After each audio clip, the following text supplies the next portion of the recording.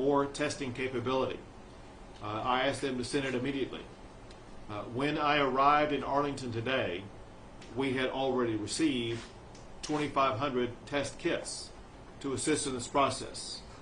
When we arrived in Arlington today, we had already received these, which are the test collection kits, where the biological material is collected from the person who will use this material to then run the official test to make the determination whether or not COVID-19 does exist in a particular person.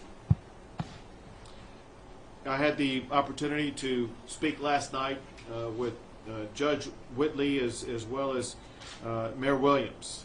And first of all, I applaud their swift and quick, decisive leadership and engagement in this.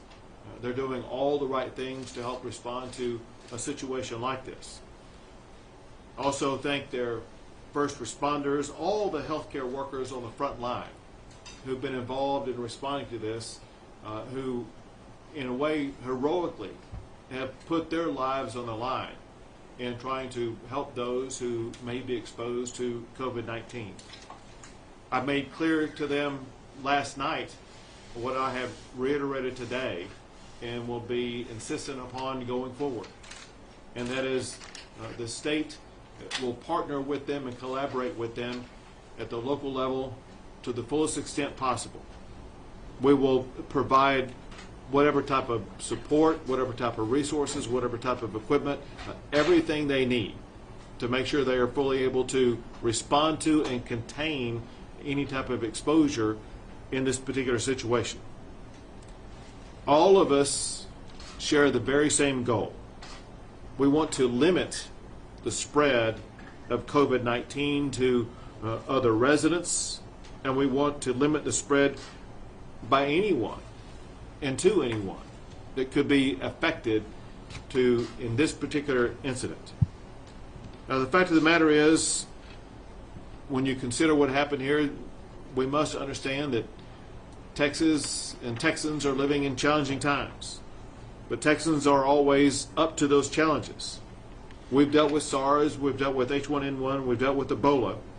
We will get through this just like we got through those other infectious diseases. The family affected by this, the city of Arlington, Tarrant County, and the state of Texas, we all need to support each other. We need to show patience. We need to show collaboration of everybody in the entire community to ensure that we resolve this situation with the maximum public safety. And with that, I'm going to pass it to Judge Whitley.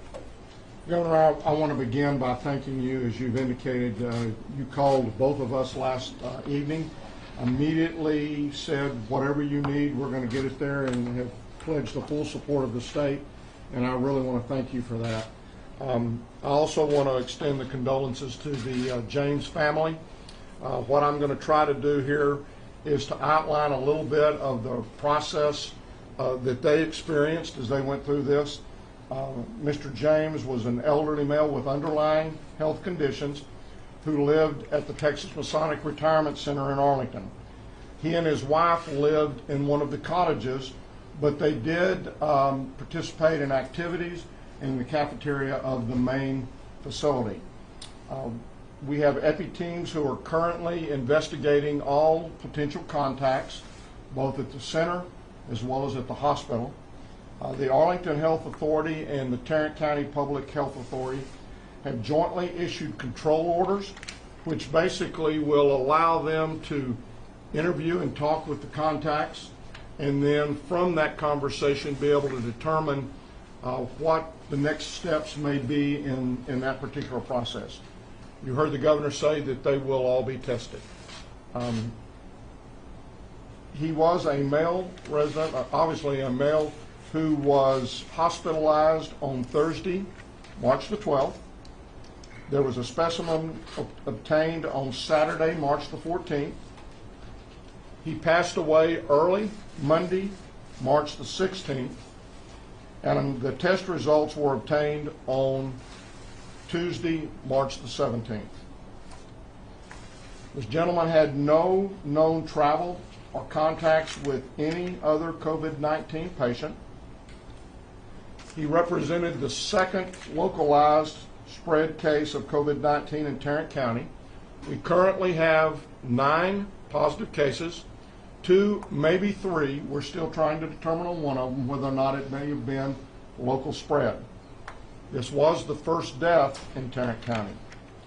I want to applaud the Texas Masonic Retirement Home because last Wednesday, on March 11th, they actually implemented infection control procedures throughout their campus. Now with CDC's EPI team coming on board, they will sit down with them, they will review those procedures, make any recommendations of changes that might need to be made so that we can continue to do everything we can to protect the folks at the retirement center as well as other folks that the individual may have come in contact with. What I also want to tell you is that for the last several weeks we've been having regular calls in planning for what is now happening. At the current time, we are having a call every morning with our local partners, many of the agencies that are going to be involved in addressing the needs of our public as we go through this process. And those include school superintendents, they include the chambers, they include restaurants, they include a lot of different groups, Meals on Wheels, the hospitals.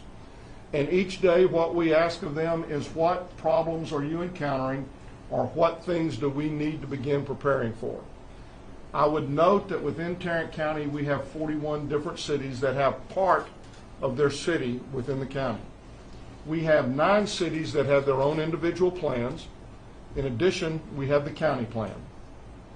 So as we've been reacting to changes on a day-to-day basis. Many of us issued the declaration of emergency last Friday, which had certain restrictions on it. We changed those on Monday based upon what had occurred and what public health's recommendations were.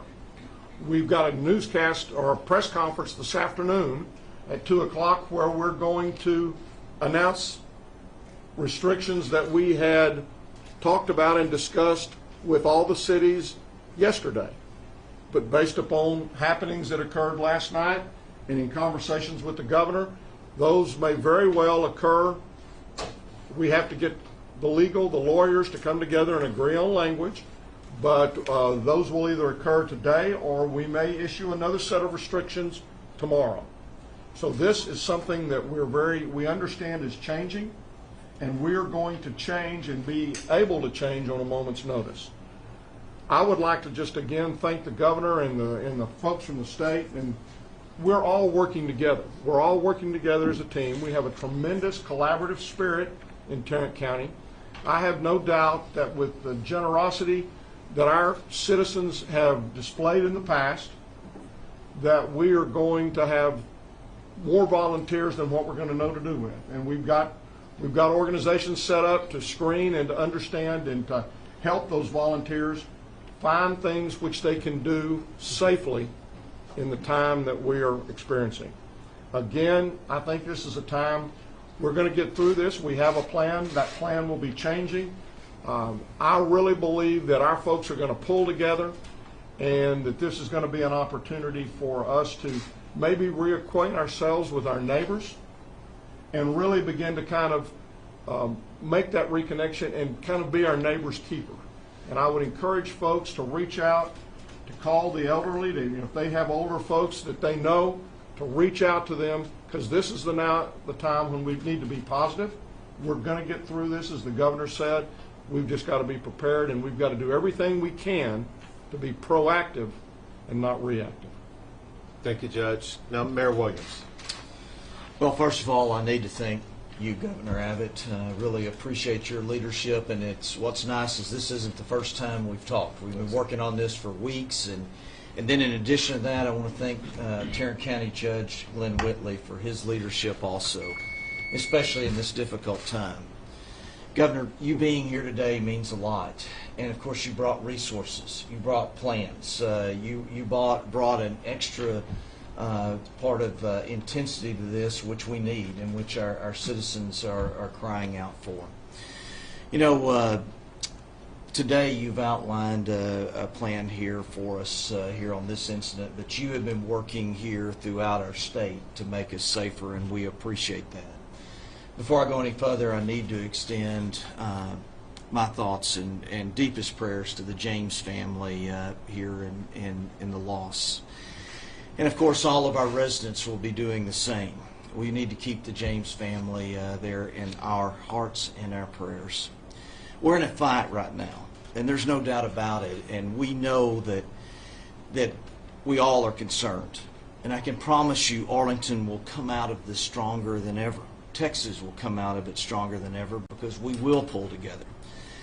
Our kindness and our can-do spirit are just so important right now because we need to call on those qualities more than ever. We've proven our resiliency time and time again, and it's going to take each and every one of us to win this fight. And later today, our city council will meet again.